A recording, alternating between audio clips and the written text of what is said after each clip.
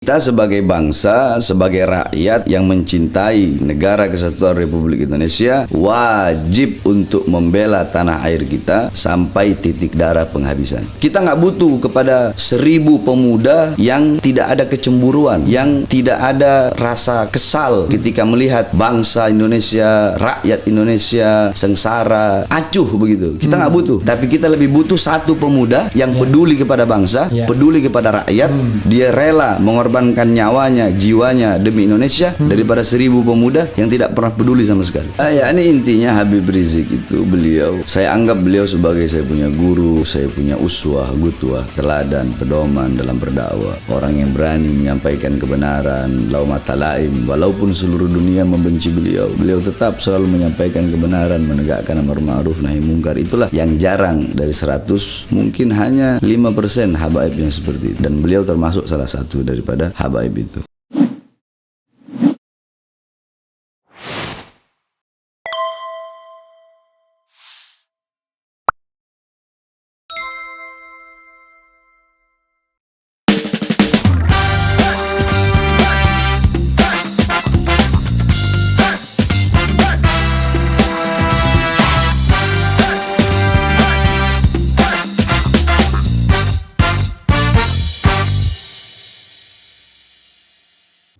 Assalamualaikum warahmatullahi wabarakatuh, Sobat RH sekalian.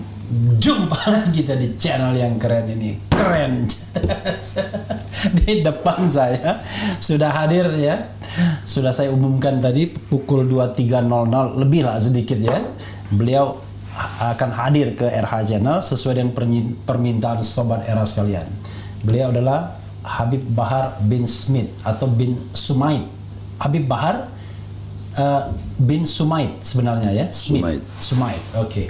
Assalamualaikum warahmatullahi wabarakatuh, Bib. Waalaikumsalam. Mukanya capek sekali kelihatannya. Nyasar tadi. Tapi kalau sudah senyum, wah, luar biasa ya Habib itu. Sehat, Bib ya? Alhamdulillah. Alhamdulillah. Sehat. Suara oke. Oke ya. Bib, terima kasih sudah datang, sudah memenuhi permintaan Sobat Era sekalian. Jadi kita sengaja Sobat Era sekalian 5-10 menit ya kita menyapa pemirsa, nanti sisanya kita record ya. Nah itu. Siap. Saya agak bingung juga mau nanya ya, tetapi apa perasaan Habib Bahar setelah bebas, setelah lepas ya dari katakanlah lembaga pemasyarakatan? Ya, alhamdulillah, bersyukur kepada Allah. Kalau saya orangnya dalam keadaan apapun, situasi apapun, selalu bersyukur kepada Allah. Karena bersyukur kepada Allah itu bukan hanya di waktu senang saja, bukan hanya ketika diberi nikmat saja. Bahkan dalam keadaan apapun, diberi apapun, tetap kita harus bersyukur kepada Allah. Bahkan sampai ulama berkata, kita harus bersyukur karena menjadi orang yang bersyukur kepada Allah. Sampai segitu. Ya. Jadi orang-orang banyak Bahar bin Smith di penjara, Bahar bin Smith di penjara. Kalau bagi saya, Bang Refli, penjara selama kemarin itu adalah penjara yang lebih besar. Justru di luar ini penjara kecil. Oke, maksudnya. Nah, ini menarik nih, filosofinya menarik. Ya, kenapa? Jadi kemarin justru penjara besar. Ya. Di luar ini penjara kecil malah. Lebih kecil lagi di RH channel. Oke, silakan. Menarik ini. Silakan. Bang Refli katanya, kenapa kok Habib bilang di luar itu penjara kecil, di dalam penjara besar? Ya, itulah poinnya. Walaupun rasanya saya pernah mendengar itu dari Habib sendiri. Karena kalau di luar itu kita dibebankan, bukan terbebani ya, tetapi dibebankan dengan ya kita berdakwah, kita urus santri, urusan keluarga, anak, istri, urusan umat, kita berdakwah ke sana kemari keliling, sehingga waktu dengan Allah itu sedikit. Bukan berarti ya kita tetap melaksanakan kewajiban, tapi kita memiliki waktu sedikit untuk bermesraan dengan Allah. Nah, dalam penjara kita tidak dibebankan dengan urusan apapun. Oke. Nah, ada yakni justru dengan di penjara kemarin itu waktu kita lebih banyak bermesraan dengan Allah Subhanahu wa taala. Oke. Lebih banyak kita beristirahat. Ya, jadi tetap bersyukur kepada Allah Subhanahu wa taala. Salah satu yang spektakuler misalnya, ya tanpa harus bermaksud ria ya, yang spektakuler yang menurut Habib yang sempat Habib lakukan, yang barangkali kalau di luar nggak terpikir bisa melakukannya. Yakni ya ada beberapa hal-hal yang ketika di luar tidak saya lakukan, itu saya lakukan dalam penjara. Misalnya, Nah, ini misalnya ini nanti kita dibilang ujub, dibilang takabur nanti. ya tapi kan untuk RH Channel kan penting juga untuk refleksi lah, paling tidak. Ya, ini tahdus bin ni'mah. Alhamdulillah, contoh selama di Polda Jabar, Ya, saya masuk ke Islam itu ada 8 orang. 8 orang tahanan ya. 8 orang tahanan. Oke. Terus di Lapas Cibinong ada 4. Oke. Terus di Lapas Cibinong itu ada napiter 3 yang saya kembalikan ke NKRI. Napiter tuh napi teroris. Napi teroris. Oke. Kemudian di Lapas Nusa Kambangan 1 masuk Islam. Padahal Habib berapa hari itu di sana? Cuma Nusa Kambangan 2 bulan. Oh 2 bulan. Oke. 2 bulan. 2 bulan. Terus di Gunung Sindur ada beberapa juga masuk Islam. Tapi kebanyakan warga asing, luar negeri. Oh di Gunung Sindur? Di Gunung Sindur ada yang masuk Islam. Berapa orang? Ada satu 2 lah. Warga asingnya? Warga Oke. asing. Yang non asing? Yang non asing Gunung Sindur nggak ada. Nggak ada. Oke. Itu terus kemudian ngarang kitab. Ngarang kitab apa? Di luar saya nggak sempat ngarang kitab. Dalam penjara saya ngarang kitab, judulnya Durarul Bahar. Durarul Bahar itu apa? Durarul Bahar fima an yustahsanu an yulkiyahul khatib alal mimbar. Bukan sesama biskota dilarang saling mendahului.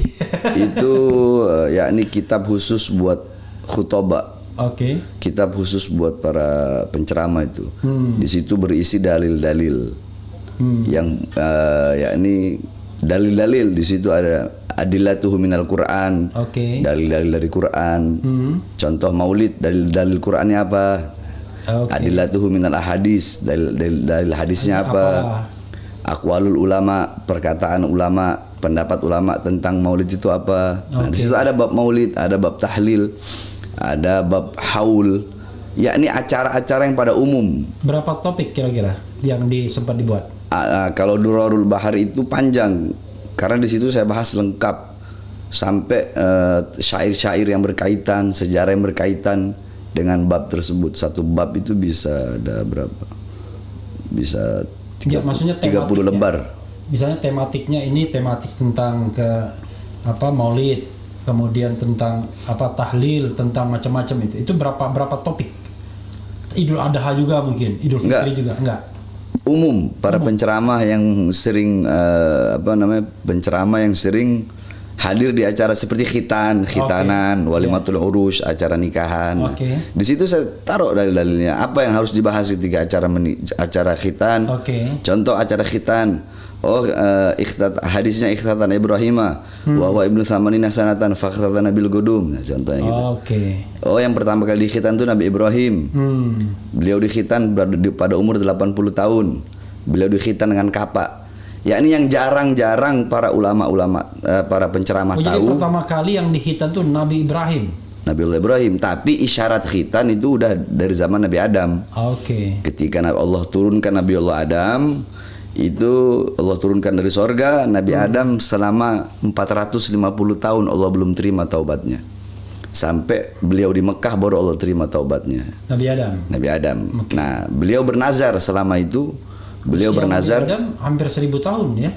Beliau bernazar kalau Allah terima taubatnya, beliau akan mengorbankan sebagian anggota tubuhnya untuk Allah. Nah, ketika Allah terima, Allah bilang, bayar kau punya nazar, yaitu potong kau punya kulfah. Kulfah itu ujung daripada kemaluan laki-laki. Iya. Jadi isyarat khitan itu udah ada di zaman Nabi Adam, tapi yang pertama dia khitan Nabi Allah Ibrahim. Itu hadis. Terus banyak lagi tentang ya ini ya yang jarang diketahui oleh para, sebab banyak juga kan yakni ya istilah sekata kalau saya bilang ustadz instan lah, ustadz Indomie, instan, digodok 15 menit jadi, sehingga ya banyak yang bikin sesat gitu ya. Yakni memberi tidak ada marojinya, tidak ada sandarannya. Kepada kitab apa sandaran itu, kitab apa begitu. Kalau karena saya orang hukum memang agak paham yang begini. Jadi kalau kita mau ngomong sesuatu, Anda dasarnya apa? Dasar hukumnya apa? Kira-kira begitu ya. Jadi ya contoh seperti ada yang bilang cadar itu budaya Arab. Saya bantah, bukan budaya Arab, kata saya budaya Arab. Kitabnya apa? Ada di kitab An-Nida li Jinsil Latif, itu marojinya. Sandarannya ada di kitab An-Nida li Jinsil Latif. Karena ini buat ulama. Iya, karena dalam kitab tersebut dikatakan wanita Arab itu sebelum ada Rasulullah SAW, ada Nabi Muhammad, mereka suka tabarruj, suka dandan. Oke. Suka berdandan, bahkan madah ini idza mudiha, ketika mereka dipuji dengan kecantikan mereka akan memberikan uang kepada orang yang memuji itu. Oke. Jadi tidak ada cadar itu kecuali syariat daripada baginda Nabi besar Muhammad. Jadi cadar itu bukan budaya Arab. Oke. Kalau mau bilang cadar budaya, berarti makan tangan kanan budaya Arab dong. Iya. Nabi Muhammad SAW sebelum beliau jadi nabi, orang Arab udah makan pakai tangan kanan. Okay. Logikanya kan begitu. Oke. Jadi ada marojinya. Ini saya sengaja ya untuk mendekatkan komunikasi antara Habib dan RH Channel ya, pemirsa. Yang nonton kita ini, yang lagi watching now, yang together ya, itu sudah 2115 yang nonton, dan banyak pertanyaan untuk Habib Bahar. Berkenan nggak jawab? Ya 1, 2, 3 pertanyaan. Boleh ya. Tentu yang saya akan pilihkan pertanyaan yang memang benar-benar relevan pertanyaannya ya. Nah ini ada pertanyaan, Habib kapan menjenguk Habib Rizik katanya di Bareskrim Mabes. Ini ada pertanyaan itu, Bib. Kemarin sempat mau besuk beliau, cuma nggak jadi. Ya. Insya Allah secepatnya bakal besuk beliau. Oke. Ada yang memang mengucapkan salam dari Lampung, Bung RH, tolong sampaikan salam hormat saya dari Lampung buat Habib Bahar. Habib Bahar love tanda love. Oh ya, salam buat jamaah Lampung. Nah ini Bib. Jadi biar akuntabilitas ya kan. Jadi saya, jadi banyak, nggak mungkin saya sebutkan semua kan. Nah, ini yang sedang menonton kita, Bib ya. Oh iya. Yang ini 2375 watching now. Nah, jadi ada biar mereka bisa jawab langsung dari Habib ya. Oke,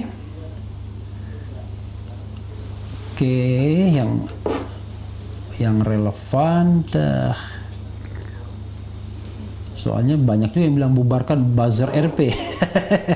ada juga yang begitu. Oke.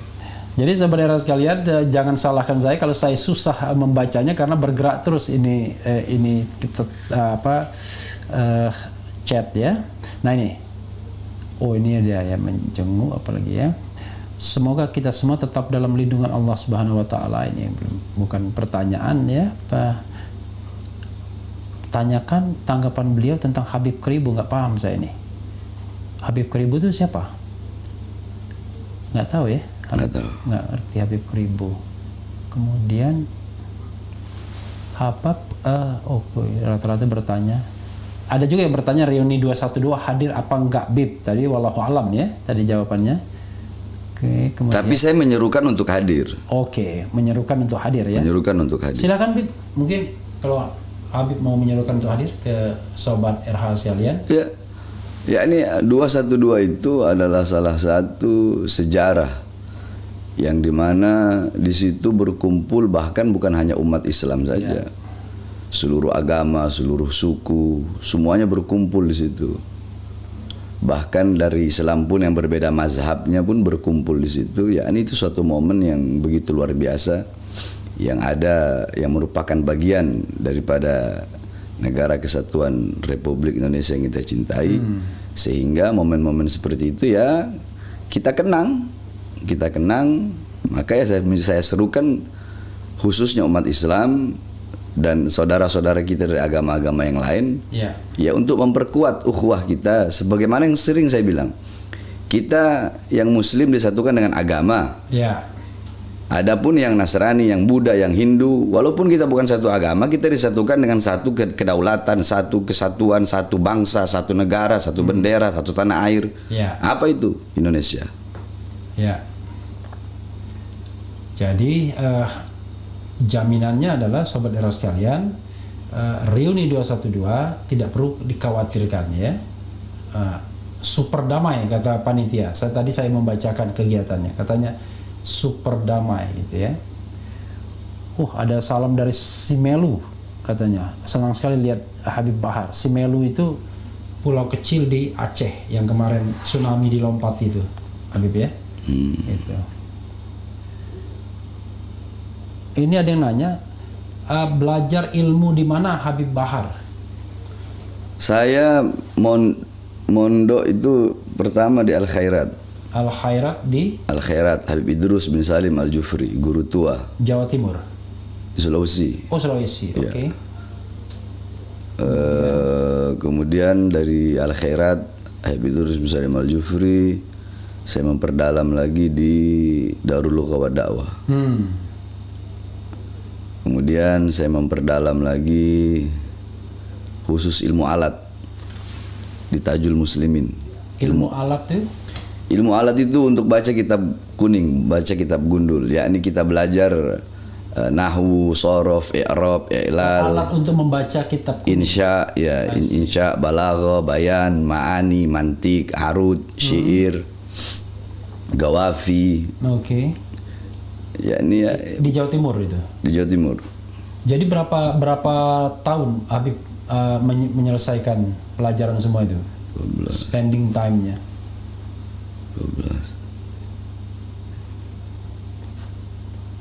18 tahun lah. 18. Selama 18 tahun. Jadi Sobat Era sekalian, 18 tahun itu ya hitungannya sudah lebih dari doktor.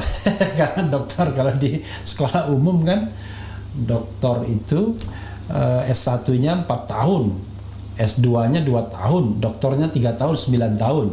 Kemudian ya kurang lebih lah ya. Karena saya di Al Khairat dari kelas 1 SD, dari kelas 1 SD. Dari kelas 1 SD udah mondok. Sudah mondok.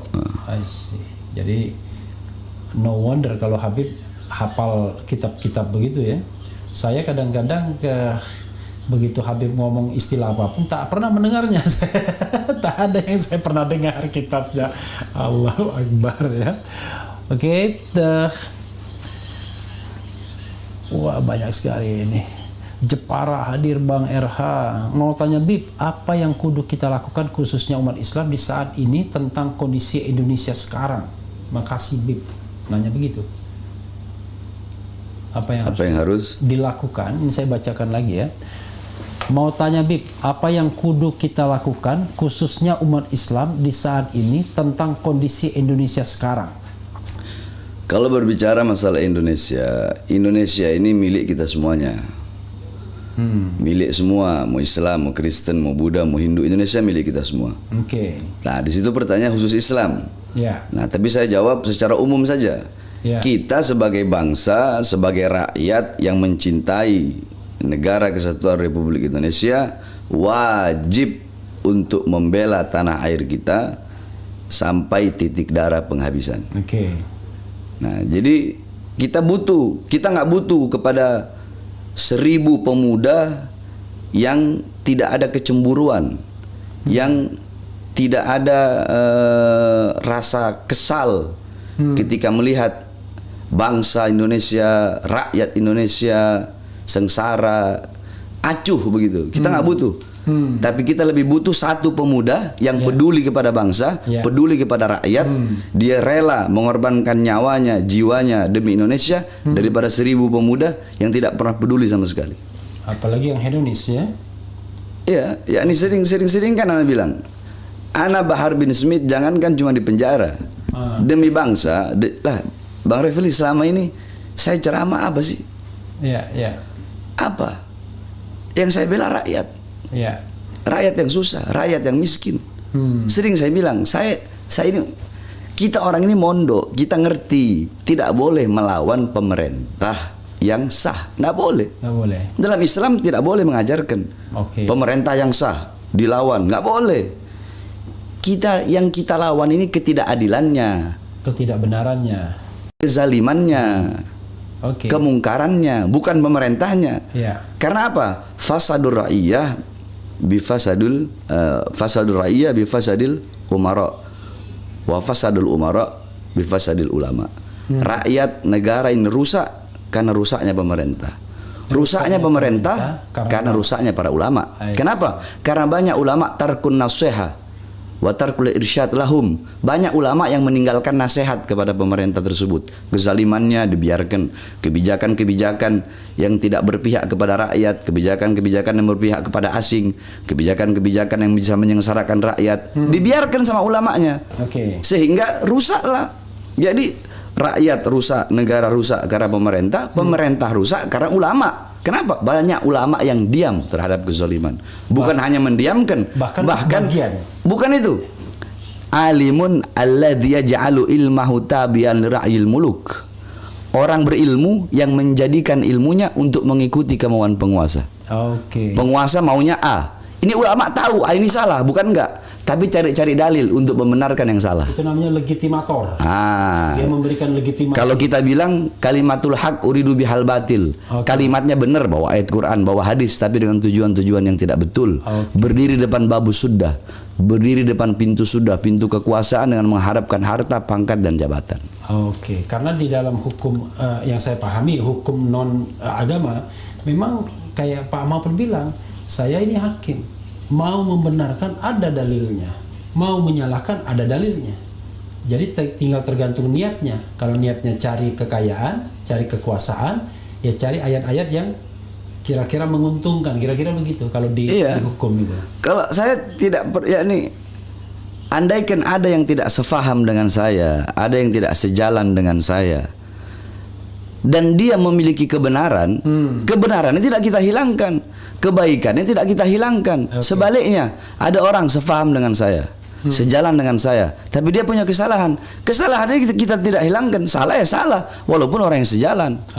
Kalau ada kebenaran dari orang yang tidak sefaham, tidak sejalan, ya kita benarkan kebenarannya, tidak akan kita hilangkan. Sebaliknya, yang salah walaupun sejalan dengan kita, ya kita salahkan. Tidak akan kita hilangkan kesalahannya, tidak akan membenarkan yang salah walaupun kesalahan itu datang dari kawan. Dan tidak akan menyalahkan yang benar walaupun kebenaran itu datangnya dari lawan atau orang yang tidak sejalan dengan kita. Intinya kita tidak pernah khawatir bahkan kehilangan teman sekalipun kalau memang kita menyatakan yang hak, kira-kira begitu. Ya ini intinya tawassut. Kita itu berada di tengah. Berada di tengah. Yakni jangan hubbuka syai' yu'mi wa yusimmu. Kalau kata Rasulullah, jangan kecintaanmu kepada sesuatu membuat kau buta dan tuli. Maksudnya bukan buta mata tuli telinga, buta hati. Kehilangan objektivitas. Tuli hati, Yang halal jadiin haram, yang haram jadiin halal, yang benar jadi salah, yang salah jadi benar. Bib, ini ada yang tanya ya, mengapa Habib kurang membahas tentang tasawuf dan tariqat gitu? Salam Habibana gitu. Bukan kurang membahas tentang tasawuf dan thariqah. Bang Refli, saya ini ngajar di pondok setiap malam Selasa. Itu saya ngajar kitab Mukasyafatul Qulub karangan Imam Ghazali. Saya ngajar kitab Ihya Ulumuddin karangan Imam Ghazali. Saya ngajar kitab Nashihud Diniyah karangan Habib Abdullah bin Alwi Al-Haddad. Saya ngajar kitab Ar-Risalah karangan Imam Al-Qushairi, Risalah Al-Qushairiyah. Itu semua kitab tentang tasawuf. Cuma Nggak pernah ada yang masukin ke YouTube. Yang masukkan YouTube kitab-kitab tentang kritik kepada pemerintah. Giliran saya lagi kritik pemerintah, lagi ceramah tegas, keras masukin ke YouTube. Oke. Saya ceramah bahas akhlak, bahas tasawuf, bahas syariat, bahas hakikat, bahas tarekat. Mana ada yang masukin ke YouTube? Nggak ada. Nah di Refli Harun Channel kan mereka insya Allah tahu kan. Jadi, Iya, makanya dan juga ada orang bilang, "Oh, itu Habib Bahar ceramahnya keras, marah-marah, berapi-api." Saya ceramah begitu itu bukan gitu, orang ini nggak tahu dalil. Oke. Justru makanya saya kan bilang, terserah orang mau bilang apa, terserah, saya nggak pernah peduli. Oke. Mereka mau bilang Bahar bin Smith begini, ceramahnya marah-marah, Rasulullah itu tidak pernah begitu. Kata siapa? Kata siapa Rasulullah tidak pernah begitu? Rasulullah SAW dikatakan, karena idza khataba ihmarrat ainahu. Nabi Muhammad itu kalau lagi khutbah, kalau lagi ceramah, ihmarrat ainahu, merah kedua mata beliau. Oke. Wa ala sautuhu, meninggi suara beliau. Wa ishtadda ghadabuhu, bertambah kemarahan beliau. Hatta ka'annahu kamundiri jaisin, sehingga beliau bagaikan, seakan-akan bagaikan pemberi peringatan perang. Sobbahakum masahakum, pagi ini kalian akan diserang, kita akan diserang. Sore ini kita akan diserang. Mana ada orang memberi peringatan perang, sore ini kita diserang, pagi ini kita diserang. Makanya orang bilang, saya biar terserah. Mereka mungkin kurang, wallah biarkan saja. Yakni kita orang yang ceramah tegas tidak pernah menghilangkan kelembutan Nabi. Oke. Kenapa nggak dimasukkan?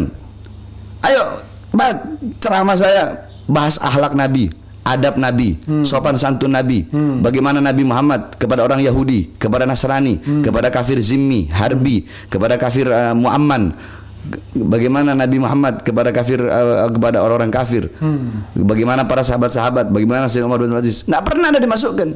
Giliran saya lagi kritik pemerintah dimasukkan. Udah begitu ada lagi yang ngelaporin lah. Orang kita ini negara demokrasi. Justru pemerintah itu kita kritik untuk membangun. Ini loh yang benar seperti ini. Ini salah, ini benar. Itu kalau pemerintahnya mau dengar. Tapi kalau pemerintah, Ini kan negara demokrasi. Kalau negara kalau nggak mau dikritik ya jangan bikin negara demokrasi. Ini kan kita negara demokrasi. karena NKRI harga mati bagaimana? Jadi jangan ngomong nasionalis. Saya nasionalis cuma di mulut bagaimana kok? Justru kita orang ini yang mau kalau dibilang nasionalis. Jadi karena kalau yang didengarkan para cukom, susah juga. Kalau didengarkan para oligarki ya susah juga gitu ya. Kalau Bang Refli mau tahu, Iya. di lapas itu tidak perlu saya sebutkan lah namanya. Iya.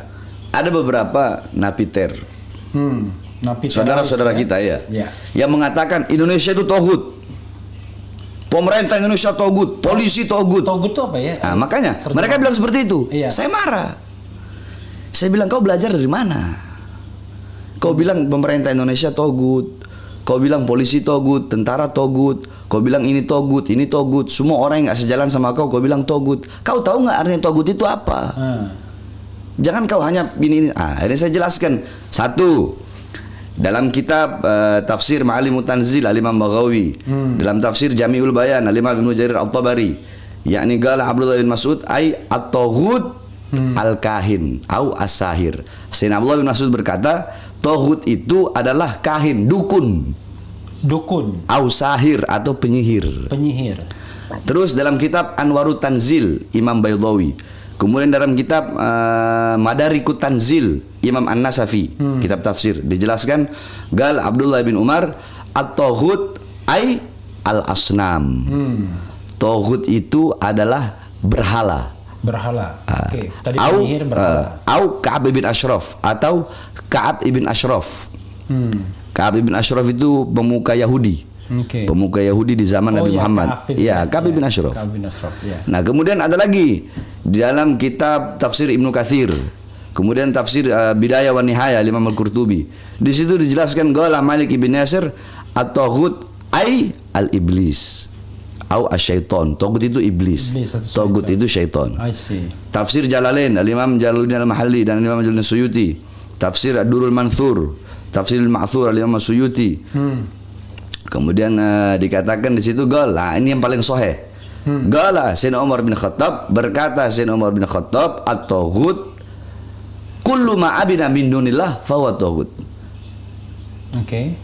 Apapun yang disembah selain Allah itu adalah taghut. Saya bilang ke mereka, ini pemerintah Indonesia mayoritas muslim, taghutnya di mana? Itu polisi muslim, yang kalian bom itu orang muslim. Kalian ngebom Polres itu mati orang muslim. Yang kalian bilang taghut, taghutnya di mana? Sedangkan penjelasan yang sudah saya jelaskan tadi tentang taghut itu, mana taghutnya? Nah, dari situlah akhirnya mereka mulai paham, lama-lama masuk. Nah, akhirnya mereka, ya sering saya katakan hadis hubbul watan minal iman. Cinta tanah air itu bagian daripada iman. Apa itu waton? Nah, Al-Imam Ibnu Alan beliau mengatakan juga apa itu waton. Al-Imam Ibnu Alan, terus Al-Imam Ibnu Athir, yakni para ahli kata. Beliau ini para ahli kata, ahli bahasa. Oke. Dalam kitab Lisanul Mizan, kitab Lisanul Mizan juga dijelaskan waton itu tanah, yakni tempat, yakni ada yang mengatakan tempat lahir. Oke. Ada yang mengatakan tempat tinggal siapapun yang tinggal di situ. Nah, berarti dia watoni. Okay. Ada juga yang bilang tempat lahir. Oke. Nah, berarti itu watoni, termasuk watoni. Ya ini seperti itu. Makanya saya orang mau bilang apa terserah. Mereka nggak tahu saya kok. Terserah aja. Ini ada lagi Bib ya. Dari Budi Marianto, Bang Refli, tolong tanyakan kenapa para habaib tidak bersatu untuk membela IBHRS yang sedang dizolimi Allah. Nah, terserah Habib mau jawab apa enggak? Kalau saya jawab itu nanti emosi saya. Yes, karena ini jangan jawab. Oke ya. Jadi begini Bang Rafli. Oke.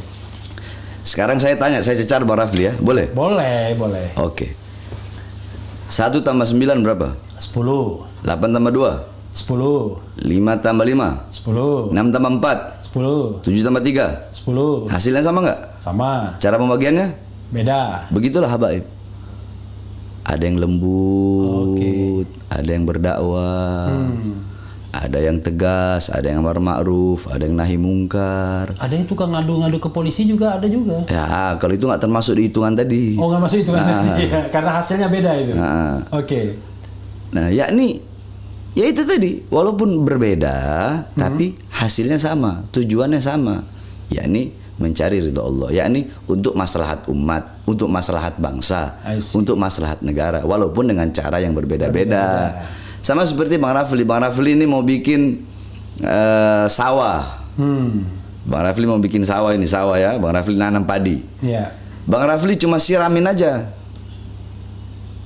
Terus tikus-tikus yang ada di padi itu Bang Rafli nggak musnahin. Bakal jadi atau rusak itu, bakal panennya itu bakal bagus apa rusak? Rusak pasti. Kan ada yang bagian nyiramin, iya kan, mupukin, dipupuk. Ada bagian yang ngejar-ngejar tikus. Ada yang bagian basmi tikus. Termasuk depan Bang Rafli ini bagian basmi tikus-tikusnya. Koruptor, pengkhianat bangsa. Itu harus dikasih peringatan. Oke. Kalau Refli Harun pasti setuju Bib yang begitu-begitu ya. Iya, kebenaran ya kita sampaikan. Karena kalau amar ma'ruf konon katanya jauh lebih mudah daripada nahi mungkar ya kan? Ya ini kalau kita borong semua. Dakwah ya, amar ma'ruf ya, nahi mungkar ya, apapun resikonya. Oke, itu two side in one coin ya. Jadi dua sisi. Ya ini kita ada sama. Ya ini kalau kita begini, kita ceramah tegas nih. Kita tidak menghilangkan kelembutan Nabi. Oke. Jadi yang lembut juga jangan hilangkan ketegasan Nabi. Begitu. Jadi sobat era sekalian, jangan kira beliau ini tidak punya jiwa seni. Bahkan kelembutannya itu mengalir dengan jiwa seninya. Bergitar bisa, bahkan menciptakan lagu, bisa juga menciptakan puisi.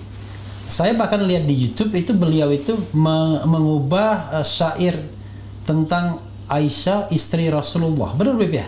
Sayyidah Aisyah ya. Iya, jadi Sayyidah Aisyah gitu ya.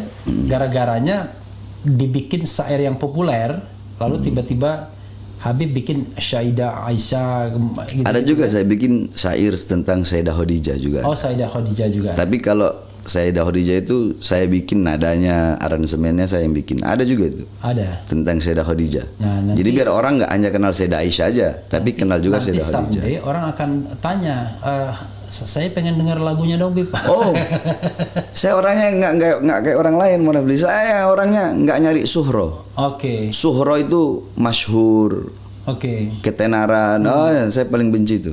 Justru saya pindah dari Jakarta ke Bogor itu mau sembunyi, Oke. biar orang-orang nggak ada yang tahu. Semakin saya sembunyi, makin dicari malah. Ya, tapi kan orang kan ingin mendapatkan apanya? Gini, kan tergantung niatnya kan. Kalau niatnya untuk kemaslahatan kan bagus-bagus saja kita menyampaikan sesuatu syair kan. Artinya orang bisa menikmati itu kan sebagai karunia kan. Sama seperti saya pernah bikin syair begini. Iya. Saya punya istri pernah tanya,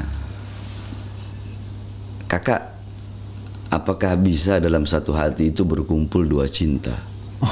Luar biasa. Ada filmnya tuh, Satu Hati Dua Cinta. Saya jawab begini, "Jikalau tidak bisa kukumpulkan dua cinta dalam satu hati, maka akan aku kumpulkan cinta dan takut dalam satu hati, mencintaimu dan takut kehilangannya." Oke. Jadi mencintaimu dan takut kehilangannya ya. Kalau tidak bisa kukumpulkan dua cinta dalam satu hati, akan aku kumpulkan cinta dan takut dalam satu hati. Dalam satu hati. Mencintaimu dan takut kehilangannya. Atau mencintainya dan takut kehilanganmu. Saya kok tiba-tiba tergoda, Bib. Tapi entahlah ya, ini agak sensitif sedikit ya. Soal ini, Bib.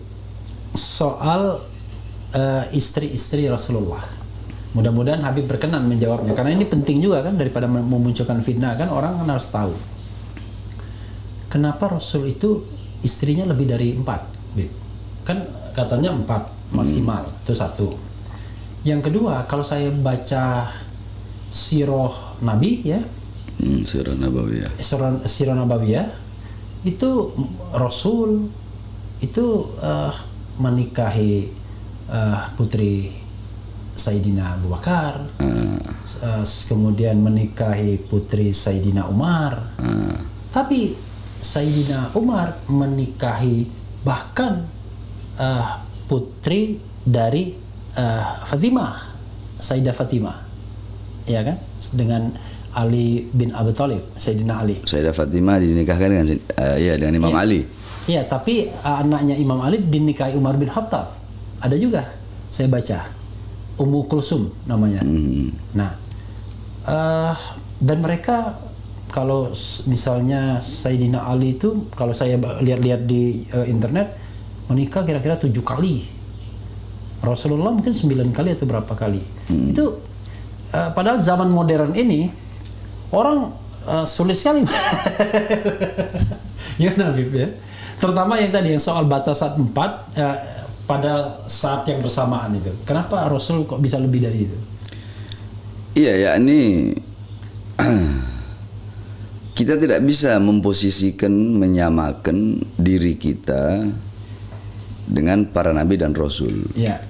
Apalagi Nabi Muhammad. Iya. Yang merupakan Sayyidul Anbiya wal Mursalin, pemimpin para nabi dan pemimpin para rasul. yakni Allah memberikan khasais, Allah memberikan kekhususan kepada Nabi Muhammad dan para nabi rasul dan yang lain, yang dimana kekhususan itu tidak Allah berikan kepada kita. Sama seperti mukjizat aja. Para nabi, para rasul Allah kasih mukjizat, kita enggak. Ya, kalau kita yang orang yang beriman ya Allah kasih maunah, para wali Allah kasihnya karomah, para nabi rasul Allah kasihnya mukjizat gitu. Jadi ada ada yang bersifat umum, ada yang bersifat khawas, khusus. Nah, ada khawasul khawas, khusus dari yang khusus. Super khusus ya. Nah, seperti itu. Intinya seperti itu, sebab kalau saya mau jelaskan panjang nanti. Ya, jadi saudara sekalian, kira-kira ente jangan sama-samain dengan Rasul, kira-kira begitulah ya. Kalau misalnya ya ini sama kata Rasulullah pernah, gal Rasul, ana basyarun mithlukum, aku manusia seperti kalian. Aku manusia seperti kalian, kata Nabi. Nabi berkata seperti itu, yakni menunjukkan ketawaduan beliau, kerendahan hati beliau. Aku manusia seperti kalian, kata Nabi, kan begitu. Aku menikahkan anak-anakku dengan kalian, dan aku menikah dengan anak-anak kalian, illa Fatimah, kecuali Sayyidah Fatimah. Adapun Fatimah pernikahannya aku menunggu perintah dari Allah. Nah, tidak ada yang sekufu, tidak ada yang sekafaah, sederajat dengan Sayyidah Fatimah kecuali Al-Imam Ali bin Abi Thalib, Sayyidina Ali bin Abi Thalib. Makanya Sayyidina Ali bin Abi Thalib yang Allah perintahkan kepada Rasulullah untuk dinikahkan dengan Sayyidah Fatimah. Banyak sahabat minta Sayyidah Fatimah nggak dikasih. Oke. Iya, yang saya baca mulai dari banyak yang minta. Abu Bakar. Tidak, enggak Rasulullah kasih. Sayyidina Utsman bin Affan diberi gelar Zunnurain yang memiliki dua cahaya. Ya. Kenapa? Karena beliau pernah menikah dengan putri Nabi. Yang satu meninggal, beliau nikah lagi. Ya. Nah, tapi kalau Sayyidah Fatimah khusus. Sayyidah Fatimah itu beda dari yang lain. Beliau wanita yang tidak pernah haid seumur hidupnya. Tidak pernah haid. Oke. Sayyidah Fatimah seorang wanita yang tidak pernah haid. Sayyidatun Niswa fid dunya wal akhirah, pemimpin wanita di dunia dan di akhirat. Manusia yang masuk surga pertama setelah Nabi Muhammad SAW. Nah, makanya kenapa kok kita orang para habaib itu, kenapa syarifah nggak boleh nikah di luar Habib. Di luar bukan Arab, bukan, beda. Habib, ya. Habib, Sayyid atau Syarif. Iya. Nah, kenapa? Karena itu tadi, karena tidak sekufu. Oke. Kecuali mazhab Maliki yang membolehkan. Hanafi, Syafi'i, Hambali tidak membolehkan. Oke. Bib, ini mungkin sekaligus untuk bagaimana kita bersikap ya terhadap pihak lain. Jadi Habib bisa jawab, bisa enggak, tapi bisa juga memberikan dalil untuk tidak menjawab. Ini ada yang nanya, Teguh Ahyar, Bib, pendapat tentang politik Habib Lutfi. Ada pertanyaannya begitu. Al-Habib Lutfi bin Yahya, beliau orang alim, beliau ulama besar. Iya. Beliau itu memegang ada beberapa puluh thariqah beliau pegang. Habib Lutfi bin Yahya Pekalongan. Tapi yang saya tahu beliau itu paling kuat thariqah Nahsabandiyahnya. Iya. Beliau paling kuat dan memang beliau ulama, orang alim. Beliau megang banyak thariqah. Tetapi ya seperti tadi yang saya bilang, 2 tambah 8 10, 7 tambah 3 10. Habib Lutfi beliau ya dengan cara beliau. Beliau berdakwah dengan cara beliau. Kita saya Bahar bin Smith, Habib Rizik, Habib Hanif, kita juga berdakwah dengan caranya kita. Oke. Ya, ini sama-sama berdakwah dengan cara masing-masing, tapi dengan satu tujuan tadi. Yang sama, ya. Tujuan yang sama. Yakni menghidupkan Islam. Kita sama-sama menghidupkan Islam, bukan cari hidup dalam Islam. Oke. Menghidupkan Islam bukan cari hidup dari Islam. Bukan cari hidup dalam Islam. Ya. Menghidupkan dakwah, bukan cari hidup dalam dakwah. Oke. Menghidupkan agama, bukan cari hidup dalam agama. Oke. Menghidupkan negara, bukan cari hidup dari negara. Menghidupkan bangsa dan rakyat, bukan cari hidup dari keringat bangsa dan keringat rakyat. Seperti itu. Jadi beliau ulama, saya akui itu, beliau ulama, beliau sesepuh para habaib. Ya. Tapi ya seperti itu. Sebenarnya Habib Rizik sosok yang saya kagumi, Habib Lutfi juga sosok yang saya kagumi dengan kelembutannya, dengan thariqahnya. Habib Rizik dengan ketegasannya. Sebenarnya yang di atas-atas ini beliau saling menghormati. Cuma yang di bawah-bawahnya aja ini suka ngadu-ngadu. Yang di bawah-bawahnya iya suka bentur-benturin. Iya. Ya seperti itulah. Bib, ini ada yang nanya lagi, terserah Habib mau jawab apa enggak. Assalamualaikum. Bung RH izin tanya ke Habib, bagaimana tanggapan Habib tentang Menak Yakut? ini pejabat ya. Dan barangkali ya Habib bisa memberikan juga perspektif bagaimana ketika kita harus membicarakan pejabat publik ya. Setelah menjabat selama ini dalam segi penerapan amalan agama Islam, mengingat beliau bergelar kiai. Terserah Habib mau jawab apa enggak. Yang saya tahu semenjak masa pandemi itu ada 5 menteri yang kekayaannya bertambah. Oke. Salah satunya Menak. Ya. Menhan Prabowo. Ya. Prabowo. Ya. Menak Yakut, terus ada siapa lagi itu 3 saya nggak tahu. LBP. Luhut bin Sarpanjaitan, terus ada 2 lagi. Saya nggak hafal, saya cuma baca aja di Google, tahu-tahu buka Google ada 5 menteri yang kekayaannya bertambah semasa pandemi. Wallahu a'lam, itu harta, itu kekayaan mereka dapat dari mana? Wallahu a'lam. Ana tidak tahu. Tetapi kalau pendapat ana tentang Menak Yakut ini, namanya Menteri Agama. Menteri Agama itu harus orang yang benar-benar faham dengan agama. Faham dengan agama, dia harus tawassud, dia harus tawazzun, dia harus tasammuh. Tapi yakni tasammuhnya jangan tasammuh yang kebablasan. Kan banyak orang tasammuhnya tasammuh kebablasan. Tasamuh itu apa terjemahannya? Tasammuh itu apa ya bahasa Indonesianya? Toleransi. Oke. Toleransinya kebablasan. Oke. Toleransi kebablasan. Iya. Kalau kayak kita orang ini, Iya.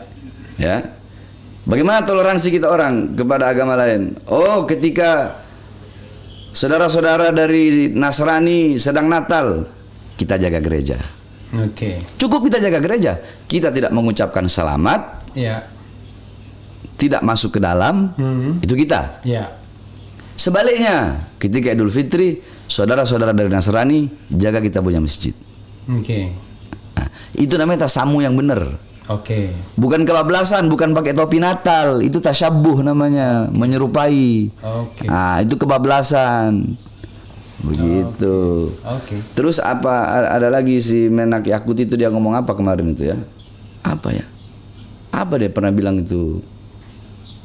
Yang ke semua agama sama. Semua agama sama. Iya. Semua agama sama. Kalau dia berbicara dalam perspektif Islam, dalam Islam kan nggak seperti itu. Lakum dinukum waliyadin. Iya. Lakum, kalian dengan agama kalian, kami dan kita dengan agama kita. Nah, seperti itu.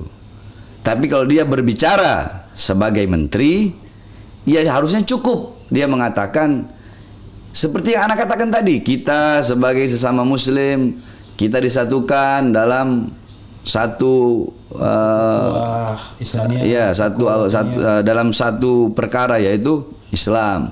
Kita yang berbeda, yang Nasrani, yang Hindu, yang Buddha, kan menteri agama kan dia bukan hanya ngurusin Islam saja, tapi ngurusin juga agama-agama yang lain, memberikan hak kepada agama-agama lain, apa hak-hak mereka dalam ibadah mereka. Yang Nasrani gerejanya seperti apa, yang Hindu seperti apa, ini seperti apa. Tapi jangan tadi seperti yang saya katakan, kebablasan. Intinya seperti itu. Oke. Ya. Sekali lagi, kalau nggak mau dikritik jangan jadi pejabat. Ya. Kalau nggak mau dikritik jangan jadi pemerintah. Oke. Jadi rakyat. Dan itu hak rakyat ya. Jadi saya sering mengatakan gitu ya. Jadi salah satu kewajiban rakyat itu adalah berpartisipasi dalam pemerintahan. Nah, salah satu berpartisipasi adalah mengingatkan. Itu bentuk partisipasi. Jauh lebih baik dibandingkan rakyat yang diam. Ada juga orang yang ngomong, kan ngingatin bisa dengan cara baik-baik lah. Kita orang kan punya cara sendiri buat mengingatkan. Oke.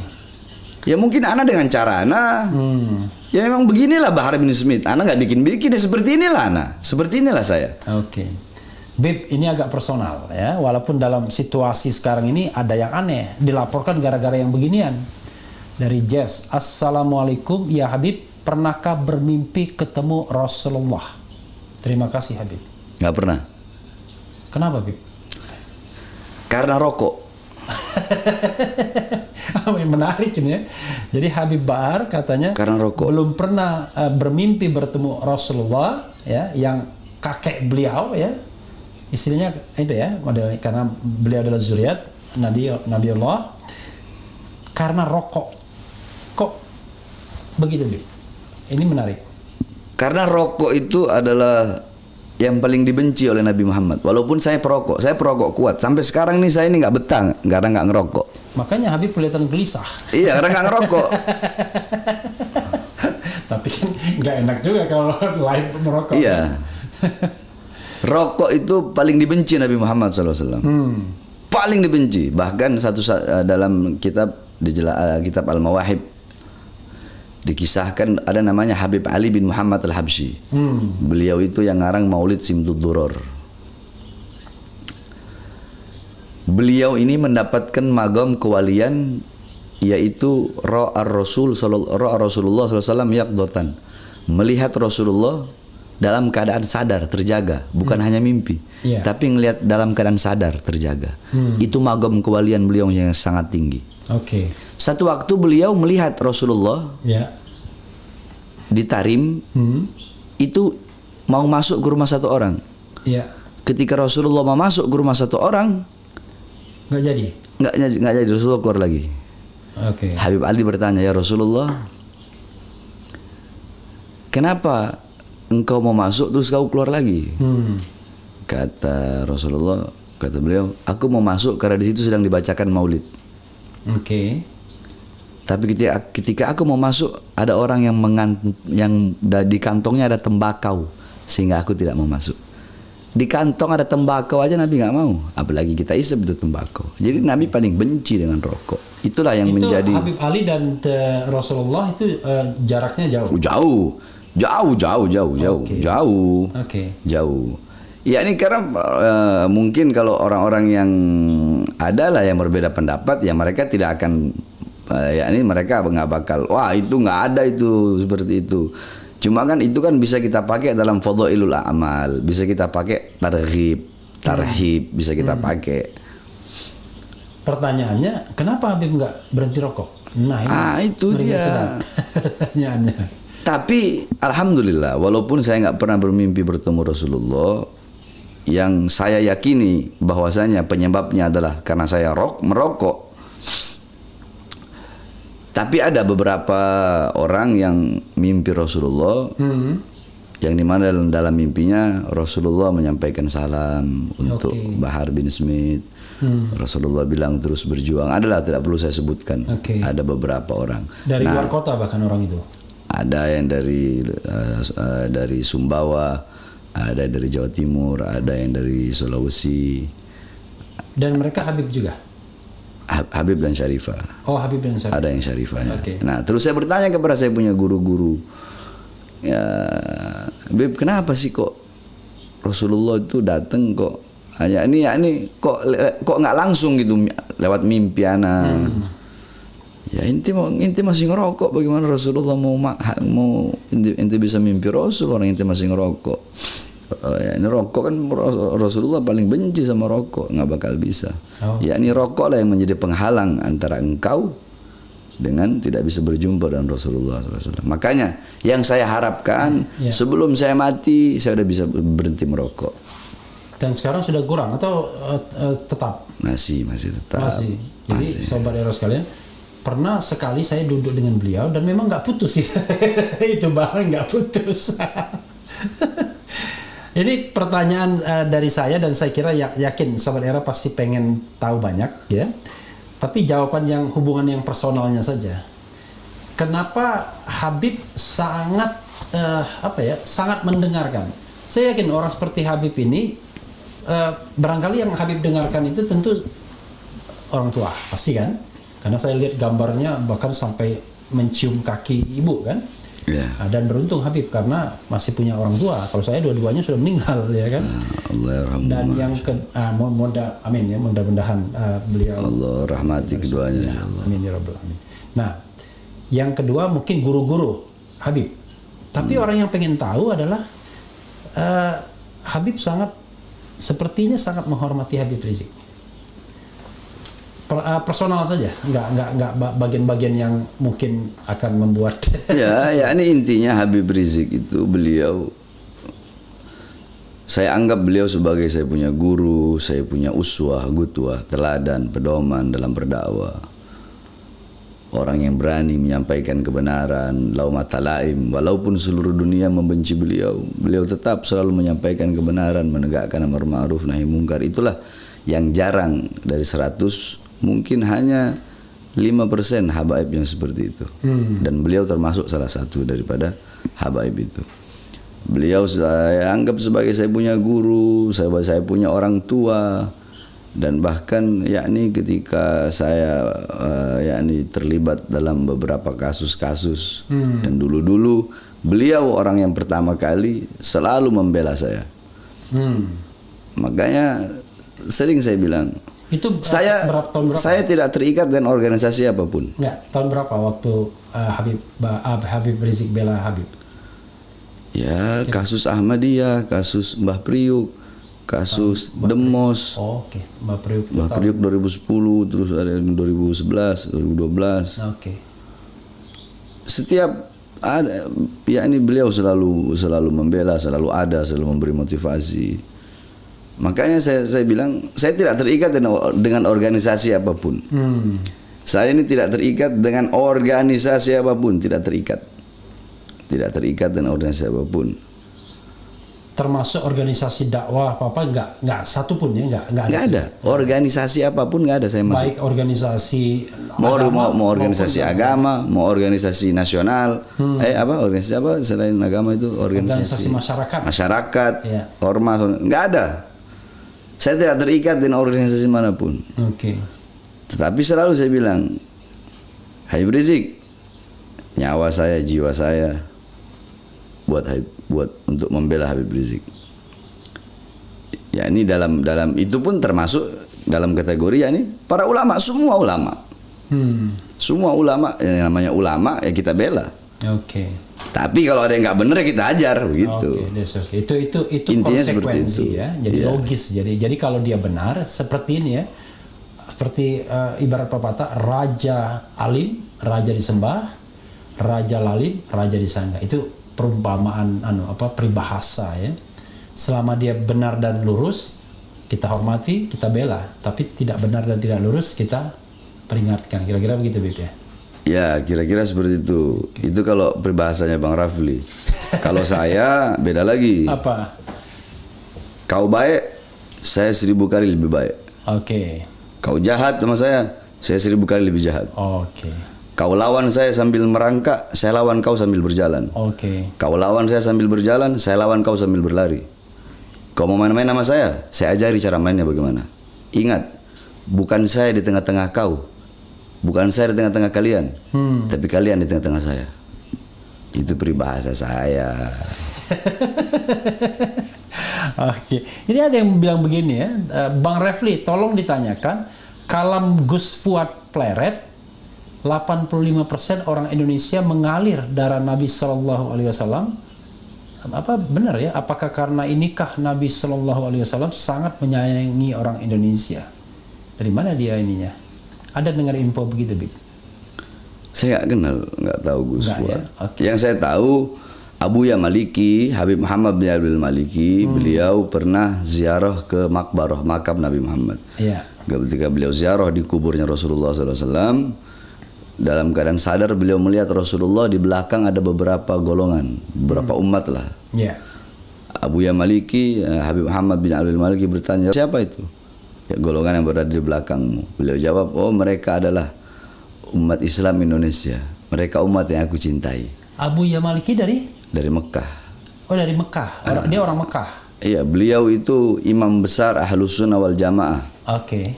Abad sekarang, cuma beliau udah meninggal. Oke. Beliau udah meninggal. Mereka adalah umat Islam Indonesia yang aku cintai dan aku sayangi. Nah, ya ini orang nanya, kenapa? Karena tidak ada satu negara di seluruh dunia ketika bulan Maulid Rabiul Awal, tidak ada negara yang lebih banyak merayakan Maulid Nabi seperti negara Kesatuan Republik Indonesia. Oke. Setiap gang-gang, kampung-kampung kecil dari Sabang sampai Merauke semua bikin Maulid Nabi. Karena itulah umat Islam Indonesia menjadi umat yang dicintai oleh Nabi Muhammad SAW, kata Abuya Maliki. Oke. Dan Maulid dalam satu ceramah saya dengar Habib mengatakan bahkan lebih mulia dibandingkan Lailatul Qadar, malam 1000 bulan. Ya betul, itu ada di kitab Khawasi Syarwani, Ala Tuhfatil Muhtaj.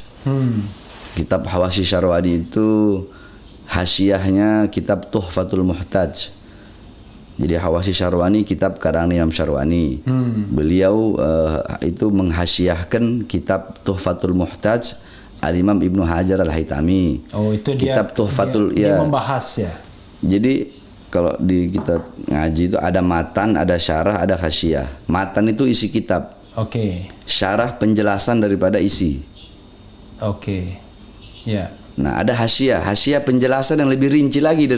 Nah, hasyiahnya kitab tadi Khawasi Syarwani, syarahnya kitab Tuhfatul Muhtaj Imam Ibnu Hajar Haytami. Maksud bukan Maulid ini maksud hari lahir Nabi pada saat pada saat Nabi lahir Nabi lahir. Bukan ya. peringatan. Ya. bukan peringatannya. Itu. Jadi yang Senin tahun gajah 12 Rabiul Awali itu ya kan. Itu yang dimaksudkan. Wah, ini ada yang kalau Habib Ja'far Shodiq Alatas, kenal Bib?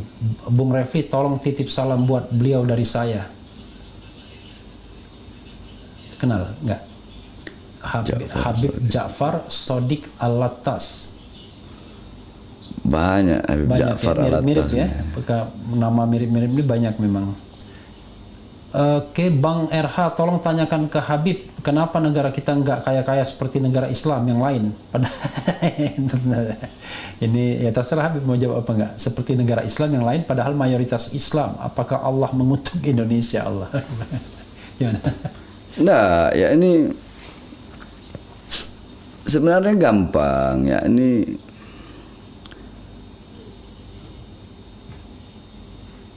bagaimana saya mau jelaskan itu ya? Ya ini intinya kayanya suatu negara, makmurnya suatu negara, ya tergantung dari pemerintah. Iya. Kembali ke pemerintahnya lagi. Sekarang bagaimana negara mau makmur, bagaimana negara mau kaya. Jangankan urusan dunia, urusan akhirat aja dikorupsi. Dana haji dikorupsi. Ini dikorupsi. Dan nggak usah urusan ini, Bang Refli, jangan urusan dunia lah. Al-Quran dikorupsi. Iya kan? Dana ini masalah agama aja dikorupsi, apalagi urusan jalan, masalah ini. Bagaimana mau sejahtera?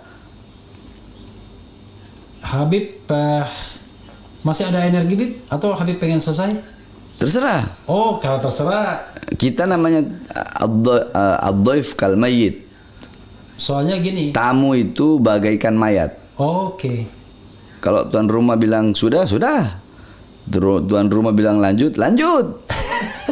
Ad-dhaif kal mayyit, tamu itu kayak mayat. Soalnya di belakang Habib saya menghormati, kelihatannya sudah kasih lihat-lihat dia. Enggak ya.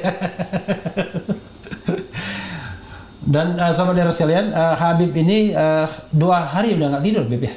Iya. Nggak tidur tuh nggak lelap sama sekali. Banyak tamu. Banyak.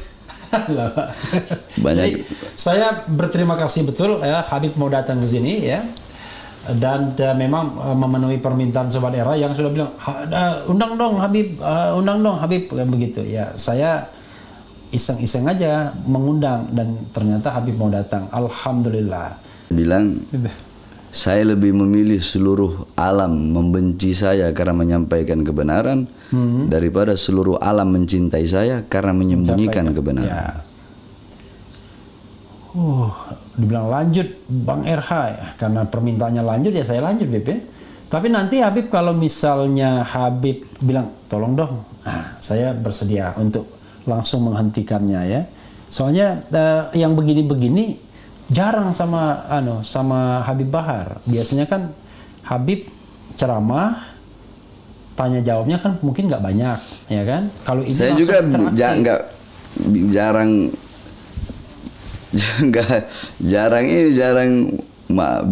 kayak begini nggak pernah. Makanya saya merasa terhormat Habib datang kan, dan orang kan bahkan saya pernah itu Bang Rafli ceramah satu malam itu ada jadwal 16 tempat, satu malam 16 tapi nggak keburu yang 3, jadi cuma 13 tempat yang keburu. Saya pulang ceramah dari Batam itu jadi yang keburu cuma 13 tempat, satu tempat saya ceramah cuma 10 menit, selesai jam 4 di Pekojan. Selesai jam 4 subuh. Tapi Habib kepikir nggak ya mau berceramah melalui media kayak YouTube sosial ini? Karena contohnya begini Bib ya. Sekarang ini yang menonton kita yang lagi watching ya, now ini 6.569 yang lagi sedang nonton all together. Tapi orang yang menonton sudah nonton kemudian keluar dulu itu jauh lebih banyak lagi gitu. Artinya menjangkaunya kan juga banyak untuk saya kebaikan. Nggak ngerti begitu. YouTube apa-apa itu saya nggak ngerti. Kan nanti kan bisa aja nanti kapan-kapan saya hubungin Habib pakai Zoom kan biasa kan kalau zooming live Zoom gitu? Saya nggak tahu, Zoom juga saya nggak tahu. Oh, kayak gitu. Tapi itu mudah, Habib. Bukan perkara sulit. Karena Habib kan biasa pakai handphone kan, orang Iya, sekarang. cuma kalau Zoom apa channel apa saya nggak ini. Karena Sebab saya masih salaf ya ini. Oh, masih bertemu tatap muka. Ya, Kemudian, karena ngajarnya ngajar langsung. ya karena memang beda sih kalau untuk pendalaman tuh beda ya dengan ini. Oke. Tapi ya itu dia. Kalau saya lagi ngajar lembut begini, bahas akhlak, bahas adab, nggak ada yang masukin. Jadi orang taunya, oh Bahar bin Smith radikal, arogan, intoleran, terserah. Mau bilang apa terserah. Saya nggak pernah peduli. Tapi kalau Refli Harun ya channel ini harus ada orang yang punya style berbeda-beda. Kalau sama semua ya kan ada yang bilang, ada orang yang mengatakan A ya kan. Konon katanya Umar bin Khattab itu Al-Faruq ya. Betul-betul tegas membedakan yang akhlak dan yang hak dan yang batil. Kan ada yang orang mainnya selalu abu-abu, kalau dia kan tegas. Ya, hitam-hitam putih-putih, nggak ada Hitam abu-abu. putih-putih. Bahkan saya baca-baca itu ketika Umar datang, itu kan sedang bercengkrama istri-istri Rasul. Ya mungkin cekakak-cekiki sedikit. Begitu Umar datang, diam semua. Sambil senyum Nabi. Kok ada di depan Nabi mereka ketawa-ketawa, begitu ada Umar mereka diam. Katanya ya karena Nabi lebih lembut. Dan Sayyidina Umar bin Khattab, satu lagi saya lanjutin nih. Iya. Bang Rafli ngomong.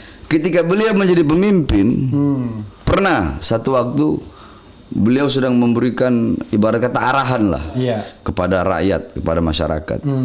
Ketika itu beliau ditegur oleh satu orang perempuan. Hei Umar, kau salah. Ini perempuan menegur, mengkritik Sayyidina Umar bin Khattab yang menjadi pemimpin ketika itu.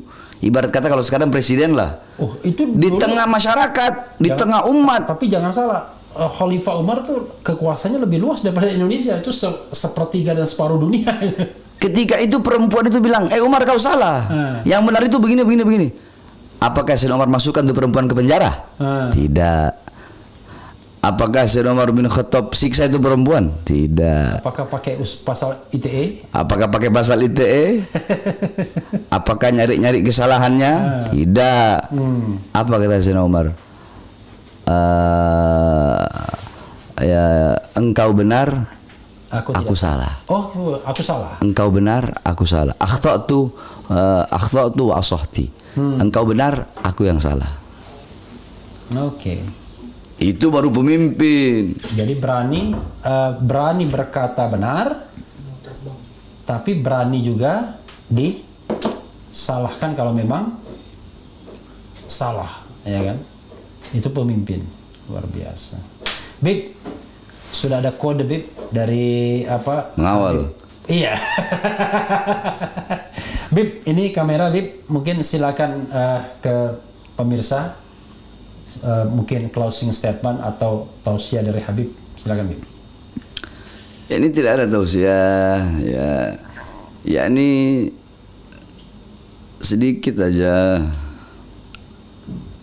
selalu sampaikan kebenaran, karena kebenaran bagaikan matahari yang akan selalu bersinar walaupun di hadapan orang-orang yang buta.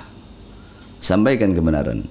Jangan pernah takut, jangan pernah lelah untuk menyampaikan kebenaran. Kita bersatu sama-sama membangun bangsa, membangun ini negara, karena kita semua cinta kepada ini negara. Kita bangun sama-sama agar negara yang kita cintai ini menjadi baldatun thayyibatun wa rabbun ghafur, negara yang makmur, negara yang sejahtera, negara yang tidak tunduk kepada negara-negara asing, negara yang berdiri dengan sendirinya, menjadi negara yang berwibawa, menjadi negara yang bisa mensejahterakan rakyatnya bukan mensejahterakan orang-orang asing. Kita bersatu semuanya, baik pemerintahnya, pemerintah bersatu dengan para ulama, ulama bersatu dengan para pemerintah, bersama-sama dan rakyatnya, orang kayanya, orang miskinnya, semuanya kita semua bersatu. Agama apapun, warna kulit mau hitam, mau putih, mau kuning, suku apapun, agama manapun, kita bersatu sama-sama. Kita bangun Indonesia untuk lebih makmur, lebih jaya, dan mudah-mudahan kita semua mendapat rahmat dan ridha dari Allah Subhanahu wa taala. Amin amin ya rabbal alamin. Amin ya rabbal alamin. Ya, saudara sekalian, mudah-mudahan ini bukan yang pertama dan terakhir dengan Habib Bahar di RH Channel. Karena kalau lihat ini banyak sekali pertanyaan-pertanyaan yang belum sempat dijawab. Tapi alhamdulillah, walaupun sekarang sudah pukul 00.39, itu ada 18.000 yang menonton kita, Bib. Alhamdulillah. Jadi masih banyak orang yang ingin tahu tentang Habib Bahar, tetapi sekali lagi waktunya memang mepet.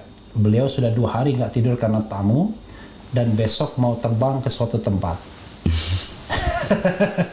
Tapi namanya perjalanan, mudah-mudahan selamat sampai tujuan, dan juga mudah-mudahan beliau nanti bisa kita lihat di mana-mana juga. Amin. Terutama untuk hal-hal yang sifatnya baik. Terima kasih Habib Bahar. Mudah-mudahan kita dan channel ini diberikan kebaikan karena kedatangan Habib. Amin. Amin ya rabbal alamin. Itu saja saudara RH sekalian, yang penting tetap di channel ini. Wassalamualaikum warahmatullahi wabarakatuh. Cia. Bib. Siap. Terima kasih banyak, Bib.